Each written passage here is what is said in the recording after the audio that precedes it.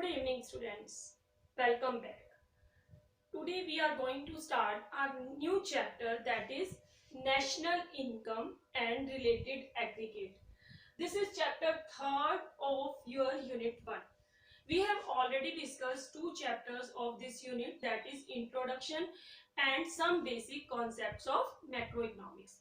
Now we are discussing national income and related aggregate. As you are studying macroeconomics, so you must have to know what is your national income and how can we calculate this national income. And we in this chapter we will discuss about this concept. Clear? आपके chapter का name है national income and related aggregate. National income को define करेंगे हम, but related aggregates means क्या है? Related aggregates means national income and it's related components, और उसके रिलेटेड क्या कौन कौन से कंपोनेंट्स हैं. इसके रिगार्डिंग आपके पास 8 कॉन्सेप्ट्स हैं, 8 कंपोनेंट्स हैं. Today we will discuss only 2 components, that is national income and domestic income. बाकी जो अदर कंपोनेंट्स हैं that are emerge from these 2 components. You must have to remember what we call national income. National income is called NNP at NFC and domestic income is called NDP at FC. ये बात आप जरूर ध्यान रखोगे because this is important concept of your numerical. If you forgot what you call domestic income, then your numerical may be wrong. Clear? आपको ये बात ध्यान रखनी है कि नेशनल इनकम भी फैक्टर कोस्ट पर होती है. इसको कैसे डिफाइन करोगे? Net, N for net, N for national, P for product, and FC is factor cost. Again I am repeating, N for net, N for national, P for your product and FC for is factor cost. Net क्या है, national क्या है और and factor cost क्या है, we will discuss later. Clear? Similarly NDP at FC क्या होता है? एनडीपी एट एफसी वही N for net, D for domestic. पिछले कॉन्सेप्ट में हमने लिया नेशनल. क्लियर? यहां पर लेंगे D for domestic, P for product and FC for factor cost. You must have to remember that domestic income and national income both are calculated at factor cost. Cost दो तरह की होगी, factor cost और market price. But जो आपकी national income है वो भी फैक्टर कोस्ट पर कैलकुलेट की जाती है और डोमेस्टिक इनकम भी फैक्टर कोस्ट पर कैलकुलेट की जाती है. ये क्या है ये हम आगे बात करेंगे. फिलहाल we define what is domestic income and what is your national income. You must have to define remember that NNP at FC and NDP at FC. Here only one component is different. N for net, N for net, FC for factor cost and FC for factor cost. Here N means national and D means domestic. Only this term has a major difference. So you must have to understand the concept what is national and what is domestic.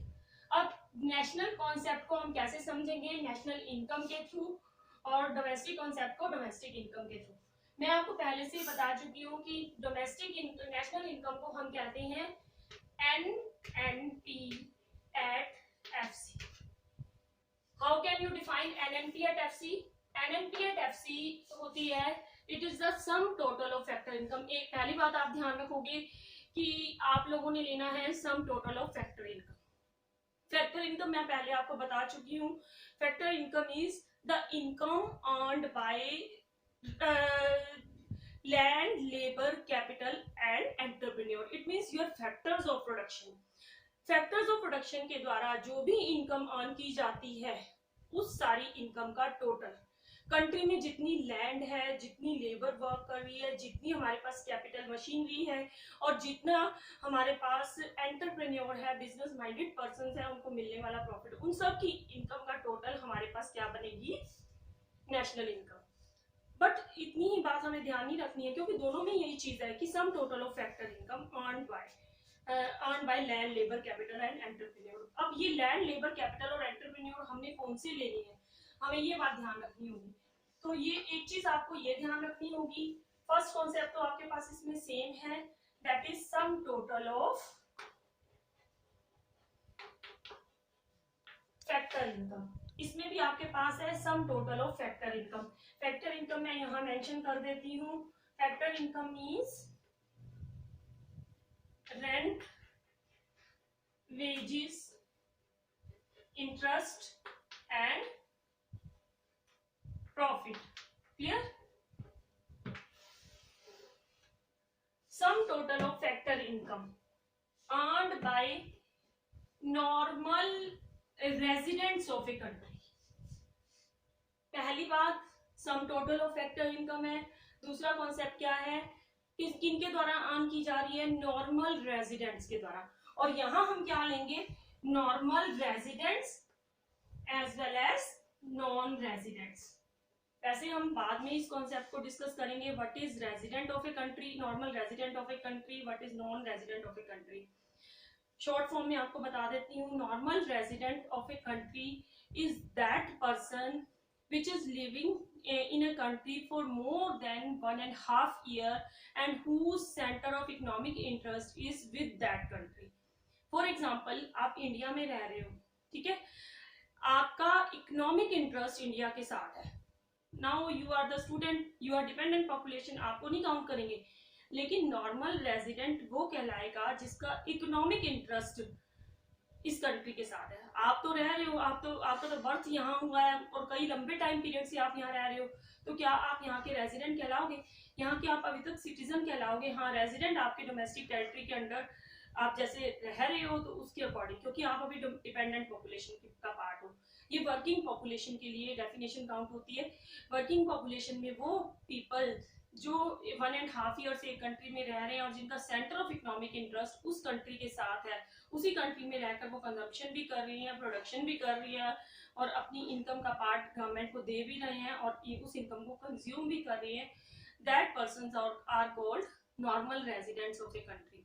तो इसमें हमने normal resident लेनी है और यहाँ हमने normal residents के साथ साथ नॉन रेजिडेंट्स भी लेने हैं। नॉन रेजिडेंट कौन होंगे, जो हमारी कंट्री में आकर वर्क कर रहे हैं बट उनका सेंटर ऑफ इकोनॉमिक इंटरेस्ट उस कंट्री के साथ है जिस कंट्री के वो हैं। क्लियर? कुछ फॉरेनर्स आकर यहाँ पर जॉब कर लेते हैं, जैसे हम लोग फॉरेन कंट्री में जाकर कुछ वर्क कर लेते हैं, पर अगर हम प्राइवेटली गए तो हम नहीं काउंट होंगे। अगर हम गवर्नमेंट के बिहाफ पर गए हैं, गवर्नमेंट ने आपको एज ए रिप्रेजेंटेटिव बनाकर भेजा है, तो गवर्नमेंट उस देश की गवर्नमेंट आपको जो पैसा देगी वो हमारे देश का कहलाएगा। Clear? So you are at that time you are called normal resident of India. Similarly अगर वहां से कोई डॉक्टर हम अपॉइंट करते हैं यहाँ के लिए, तो वो यहाँ का क्या कहलाएगा, नॉन रेजिडेंट कहलाएगा, because his centre of economic interest is with that country. Clear?